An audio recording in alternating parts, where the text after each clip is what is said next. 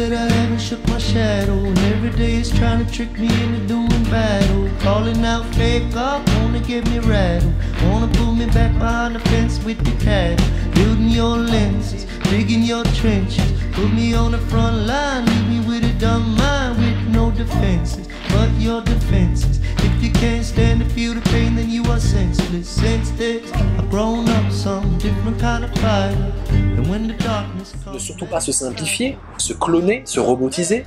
Au contraire, cultiver une immense complexité, mais pouvoir s'en rendre maître. Et c'est pour moi la meilleure façon de se rendre un tout petit peu maître de son destin. Quand en plus on arrive à charmer le hasard, ça donne un cocktail luxueux et explosif. Dans ton métier, tu accompagnes les entreprises dans le changement grâce à la philosophie. Est-ce que tu peux nous en dire un peu plus sur la manière dont tu les accompagnes ? Alors, le métier de philosophe tel que je le pratique, c'est bien sûr écrire des livres. Mon 15e livre est sorti, Oser la jeunesse, très récemment. Une vision des générations nouvelles, même pas les Y, mais la génération alpha, la génération numérique. 15 livres, forcément dans ces livres, comme j'essaie de faire une vraie œuvre philosophique, c'est-à-dire avoir une pensée globale du monde, une pensée systémique, articulée, forcément ça touche, et j'en suis très heureux, ça touche le monde professionnel. Ça touche les organisations et ça touche les crises que traversent les organisations, les institutions, les entreprises, le monde hospitalier, toutes les crises contemporaines d'organisation, de perte de sens et de management, toutes ces crises-là, et bien évidemment mes livres entrent en écho avec ça. Et comme j'essaie d'avancer avec des idées nouvelles, j'essaie de faire moins un travail d'historien de la philosophie, même si l'histoire de la philosophie me passionne, mais j'essaie d'inventer un peu des concepts nouveaux et des libertés nouvelles là-dedans. C'est d'abord le monde hospitalier qui est venu me voir suite à un livre qui s'appelle Mélangeons-nous, enquête sur l'alchimie humaine, qui est sorti en 2006 chez Marencel. Et là, le monde hospitalier est venu me voir pour les équipes. Dans ce livre, je veux montrer que l'humain est excessivement important et que mettre plus d'humanité permet de mettre plus d'efficacité dans tout ce qu'on entreprend. On peut faire de la métaphysique en philosophie, on peut aller très loin dans la création de l'univers, le sens de la vie, mais à un moment, il faut que ça puisse se traduire en actes pour que les gens puissent adopter cette pensée et vivre selon ce que l'on écrit. C'est ce que j'essaie moi-même de faire avec ma propre philosophie, d'être en cohérence avec ce que j'écris. Et donc, c'est ça qui est intéressant avec l'entreprise, c'est que il y a une phrase clé pour faire de la philosophie en entreprise, c'est « ce que je vous dis là, vous pourrez l'appliquer dès lundi ». Voilà. Et ça, je m'entraîne. Alors, des cercles d'entrepreneurs comme le CJD, le Centre des jeunes dirigeants, l'APM.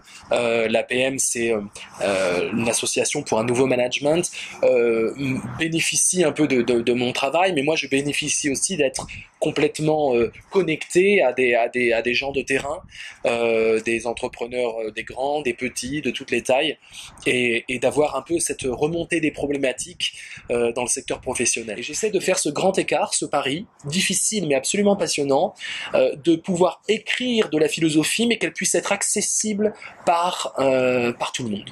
Et en entreprise, cette nécessité d'accessibilité est fondamentale. Si vous commencez à parler et qu'on comprend rien, et qu'on dit mais il est parti dans son truc, vous loupez le coche. Il faut expliquer des concepts, quand c'est en plus vos concepts, il faut d'autant plus faire preuve de pédagogie, de montrer leur utilité, leur pertinence, leur légitimité, et puis leur utilisation possible. Donc cette exigence de vulgarisation a même une œuvre nouvelle, et non pas une vulgarisation des œuvres anciennes. Il faut faire de la prospective. C'est ça aussi qui est passionnant, c'est qu'on doit voir l'avenir. Donc on ne peut pas voir l'avenir, bien sûr, on se trompe souvent, mais il y a vraiment une demande, une forte demande de saisir les nouveaux codes comportementaux, les nouvelles générations, les nouveaux enjeux de l'époque. J'ai pu faire par exemple des conférences sur l'énergie en 2050. J'ai pu faire des conférences sur les découvertes de la science qu'on n'a pas encore faites, essayer de voir où va aller la science. J'ai fait une conférence au forum Changer d'air sur la philosophie en 2114. Voilà, il faut essayer d'inventer, donc on est en limite entre la science-fiction, la prospective et la futurologie. Alors, il faut c'est toi qui proposes des sujets? Non, c'est pas moi. On vient me chercher sur ces sujets. Alors, l'enjeu d'aujourd'hui et de demain, finalement, est-ce que c'est pas de laisser plus de place à l'intuition? J'essaie de proposer une voie alternative pour répondre à l'enjeu de la philosophie et de l'entreprise aujourd'hui, qui est l'enjeu de l'émotionnel. l'émotionnel, l'intelligence émotionnelle comme on l'appelle improprement, c'est vraiment l'enjeu d'aujourd'hui. Que serait un manager improprement? Improprement, parce qu'il n'y a pas d'intelligence émotionnelle. Toute intelligence est émotionnelle. On n'est pas des robots. Et donc même les intelligences les plus scientifiquement prouvées, même le mathématicien qui invente des nouveaux théorèmes, des nouveaux axiomes, utilise son émotion. L'émotion guide le chercheur. L'émotion, c'est le plaisir, la gourmandise de la connaissance, le plaisir de la recherche, de la curiosité. C'est l'enjeu de demain. J'essaie d'y prendre ma part avec Matt Kaline, et on va développer à l'avenir des outils pour appréhender cette énergie émotionnelle, cette passion qui est comme une sorte d'énergie dormante dans les boîtes. On n'a pas le droit d'être vraiment passionné, sauf si on est dans le pôle créatif, mais dans la gestion simple, on n'est pas passionné. Moi, je pense qu'il faut comprendre les lois de la passion et comment réveiller ces lois. Réveiller l'entreprise. Le premier philosophe à avoir analysé l'énergie de la passion, c'est Charles Fourier, au XIXe siècle, qui était très lié au monde de l'entreprise, lui-même entrepreneur, en tout cas s'intéressant à l'industrie. Et Charles Fourier montre que le ressort même, pour un peu utopique, pour changer le monde, c'est par la passion que ça se passera, et certainement pas par le commerce. C'est une émotion sur comment je peux apprécier une situation, apprécier une nouvelle rencontre, comment je peux me projeter dans l'avenir. Donc il y a l'imagination qui participe à l'intuition, comment je peux me projeter dans l'avenir avec tel et tel collaborateur. Donc l'intuition, c'est une émotion confuse qui s'intéresse sur l'avenir et sur la collaboration à venir. Et vous pouvez avoir des intuitions sur n'importe quoi, sur des événements, mais c'est toujours quelle va être ma collaboration dans le monde à l'avenir et quelle couleur sentimentale, émotionnelle ça prend. Et donc l'intuition, c'est une émotion du futur, quelque part. Donc effectivement, les deux sont extrêmement liés. Être à l'écoute de ces émotions, c'est être à l'écoute de quelque chose qui est de l'ordre du flair aussi, qui me permet de mieux comprendre une situation et de mieux savoir réagir. On délaisse toujours le corps dans l'entreprise, mais on n'a pas une prise en compte du corps vibrant, du corps émotionnel finalement. Et de plus en plus, je pense qu'on a affaire à une spiritualisation de l'entreprise. J'ai pas peur de dire ça, je ne participe pas à ce mouvement, hein, mais je vois que les débats de plus en plus, depuis une dizaine d'années, s'articulent autour du bonheur. En 5 ans, on est passé du bien-être au bonheur. Donc de plus en plus, on va aller vers une repoétisation et un réenchantement de tous les schèmes qui servent à l'entreprise pour avoir et plus de bénéfices, et plus d'efficacité, et plus d'humanité. Quelle place tu accordes au hasard dans ton travail? La place que j'accorde au hasard dans mon travail. Beaucoup de place. Depuis l'âge de 12 ans, 13 ans, lorsque je suis concentré sur un sujet d'étude, quand il y a des livres, je tombe toujours sur le livre qu'il faut, sur la page qu'il faut et sur la phrase qu'il faut. Et à chaque fois, j'avais ce don de pouvoir trouver rapidement, de lire un livre en 3 minutes et de tomber sur la phrase dans un livre, le passage qui m'intéresse.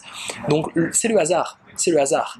Et c'est une pratique classique du hasard, de pouvoir arriver à l'essentiel parce qu'on est tellement concentré sur un sujet d'étude. On est tellement habité du matin au soir par quelque chose que l'on veut percer, que l'on veut comprendre. On met tellement de passion et tellement d'énergie et d'acharnement pour percer un mystère que du coup tout ce qui vibre autour de nous, et les livres ça vibre beaucoup, participe de la découverte ultérieure, participe de l'élaboration créative.